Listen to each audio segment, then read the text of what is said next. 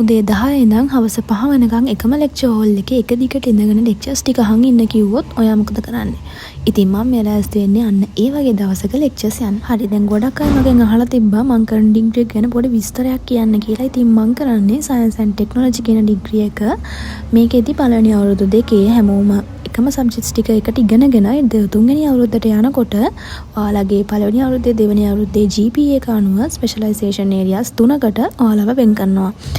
ආරත් food engineering and බයෝප්‍රොසෙස් technology හරි material science හරි මෙකට්‍රොනික්ස් ගැන හරි ඩිග්‍රී එකක් කරන්න ආසාවෙන් ඉන්නවා නම් මං කරන ඩිග්‍රී එකට අනිවාර්යෙන් ඇප්ලයි කරන්න. මම වීඩියෝ එක පටන් ගන්නකොටම කිව්වනේ අද 10 ඉඳන් හවස 5 වෙනකන් එකම ලෙක්චර් හෝල් එකේ ලෙක්චර්ස් 3ක් තමයි තියෙන්නේ කියලා. හැබැයි 2-4 තිබ්බ ලෙක්චර් එක පැයයි කරේ. ඉතින් ඒක හින්දා එක පැයක බ්‍රේක් එකක් අපිට හම්බුණා. අනිත් හොඳම දේ තමයි අපිට තියන්න තිබ්බ ක්විස් එකකුත් කැන්සල් වුණා. එහෙනම් ඊළඟ වීඩියෝ එකෙන් හම්බෙමු. ගිහින් එන්නම්. බයි.